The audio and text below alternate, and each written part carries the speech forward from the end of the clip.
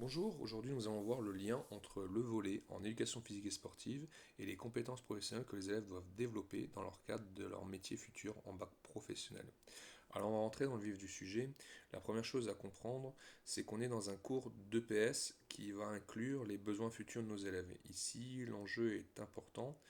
Euh, on va parler du contexte. On est dans une classe de terminale bac pro ciel, dont les futurs, donc ce sont les futurs professionnels de la cybersécurité, de l'informatique et des réseaux, bref, des profils très techniques. Leur futur job sera de gérer des systèmes complexes. C'est vraiment important de garder ça en tête. Et là, on est sur quelque chose d'intéressant. En EPS, on va intégrer ces compétences technologiques que vont devoir développer les élèves. On bascule sur quelque chose d'intéressant, sur un cycle qui vise des compétences professionnelles en plus des compétences liées au programme en éducation physique et sportive. Euh, alors, pourquoi le volleyball? Et ben pourquoi ce sport en particulier, cette PP SAD en particulier? Parce qu'en EPS, on ne peut pas garder le ballon. On ne peut pas marquer son coéquipier, c'est obligé à coopérer, à s'organiser, à analyser le jeu. En fait, toutes les compétences sont au cœur du métier d'un technicien en ciel. Euh, alors, quel est l'objectif pédagogique principal? L'idée, ce n'est pas juste d'apprendre à bien jouer au volley, c'est de maîtriser un système de jeu bien précis pour vraiment prendre le dessus. Et cette compétence clé, elle a un nom, c'est l'attaque placée. Le but n'est pas de se matcher, juste se matcher comme un fou. Le but, c'est d'être malin, d'envoyer intentionnellement le ballon là où c'est percutant pour prendre le contrôle du jeu. C'est 100% stratégique. Et pour y arriver, la progression se fait en deux grandes étapes. D'abord, l'étape 1, on apprend à marquer simplement en visant les espaces vides, les trous, là où il n'y a personne. Ensuite, à l'étape 2, c'est là que ça devient plus complexe. Quand la défense en face devient meilleure, on apprend à garder le ballon, à prendre le temps en équipe pour s'organiser. L'attaque placée arrive ici, c'est une construction logique.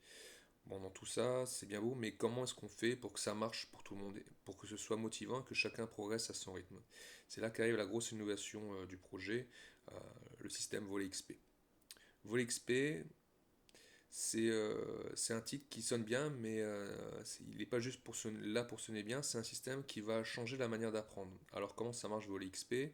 En gros, on transforme tout l'apprentissage en une sorte de jeu. Les élèves ne jouent plus juste pour gagner le match, ils doivent remplir des contrats, des missions précises qui leur apportent des points d'expérience, des XP comme dans leur jeu vidéo. Avec ces points, ils montrent leur niveau, et ce qui est génial, c'est que ça récompense aussi l'arbitrage, l'organisation, l'entraide, les compétences motrices qu'ils ont développées.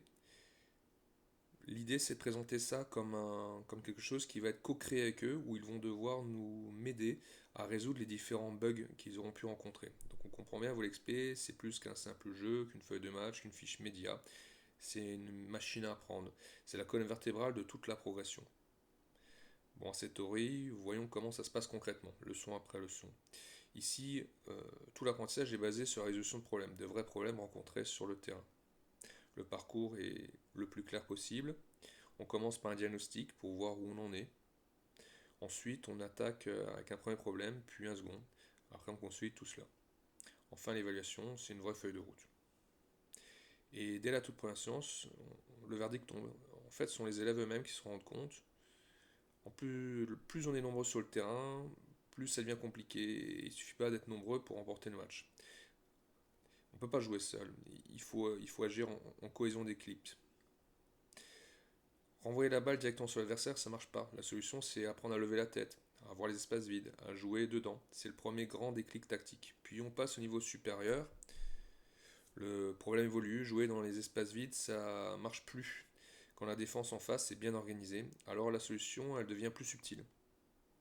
Il faut apprendre à calmer le jeu, à garder le ballon en équipe, pour avoir le temps de voir, de réfléchir, de préparer cette fameuse attaque placée. On passe de la vitesse à la pure stratégie. Bon, la finalité, c'est quoi au juste? Alors, parce que le vrai trésor, il n'est pas que sur le terrain, il est dans les compétences que ces futurs professionnels vont devoir emporter pour toute leur carrière. Et c'est là que tout prend son sens. Les compétences qu'ils ont développées sont directement applicables à leur futur métier. Résoudre des problèmes en équipe, avancer en remplissant des objectifs, s'organiser avec des contraintes, analyser un système pour l'améliorer. Mais c'est exactement ce qu'on leur demandera de faire dans leur travail. Alors, le volet, au fond, c'est pas juste un prétexte, mais c'est quelque chose d'assez génial.